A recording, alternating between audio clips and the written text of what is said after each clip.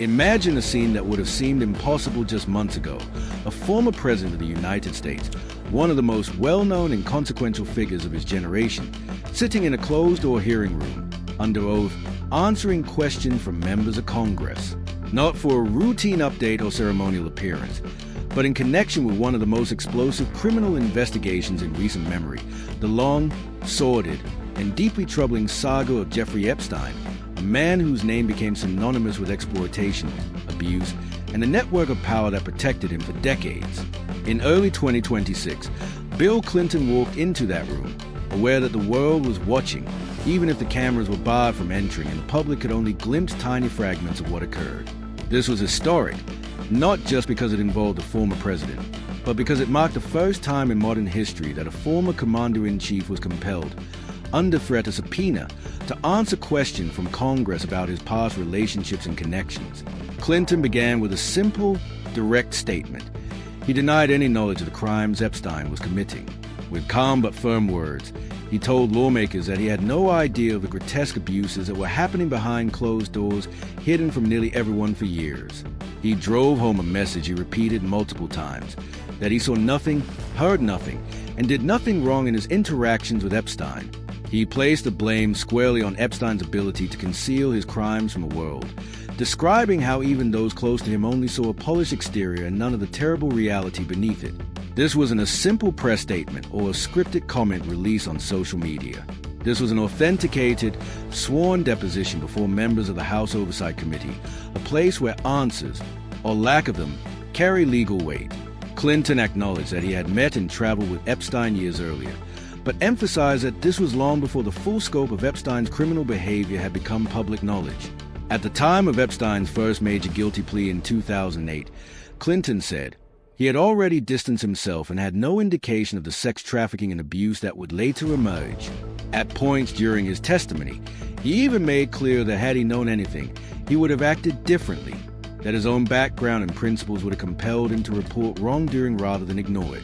He framed those remarks not just as defense, but as a moral statement about how he believes people should respond when confronted with information about criminal activity. Yet, this testimony took place in a highly charged political environment. The House committee is controlled by lawmakers who have long criticized political elites and powerful connections that, in their view, shield the wealthy and well-connected from accountability. By bringing a former president into a deposition tied to Epstein's crimes, they underscored a wider effort to investigate how Epstein operated and who may have intersected with him without facing scrutiny.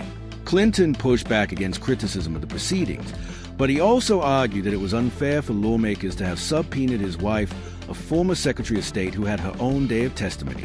He defended her participation, saying it was unjust for her to be summoned despite having no direct links to Epstein beyond casual acquaintances or social overlap, underscoring the complexity of the situation. Throughout the deposition, Clinton maintained consistent line that he was unaware of any criminal behavior and that, despite photos, flight logs, and documented interactions, absence of knowledge does not equal complicity in crimes. He repeated that he had ended any association long before Epstein's crimes were fully exposed to the world.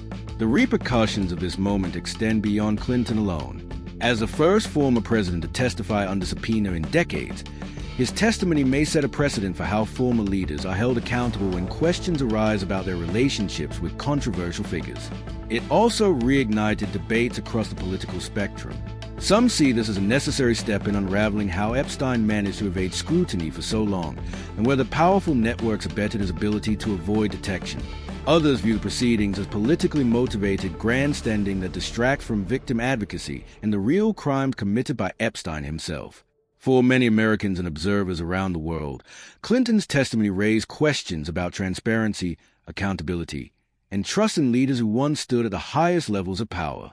Did his statements satisfy those who demand transparency? Or did they raise further questions about what those in power knew and why they did not act? The fact that this deposition was closed to the public only adds to the intrigue and the frustration of a public eager for clarity. Partisans on both sides have already used Clinton's words to support their narratives. Some argue that his calm, consistent denial suggests honesty and integrity. Others see the very fact of his connection to Epstein, even without direct criminal knowledge, as troubling, a symptom of a social sphere where elites hobnob with dangerous individuals without facing real consequences. What's clear is that this moment is part of a larger reckoning, not just for Epstein's crimes, but for how society understands power, influence, and responsibility. The questions don't end with one deposition. They echo through the institutions of government, the corridors of elite privilege, and the expectations voters have of those who have led the nation. As transcripts and video of these testimonies are prepared for release, historians, legal experts, and citizens alike will pore over every word. They will seek to understand not just what was said, but what it implies about the networks that connected Epstein to powerful figures.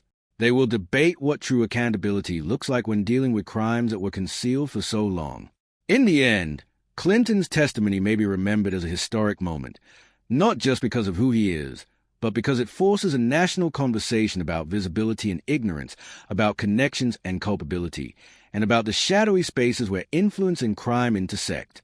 The world clicked to life the day Epstein was first arrested, but the ripples of his crimes, and the questions about how so many powerful people interacted with him, continue to spread, challenging assumptions at every turn.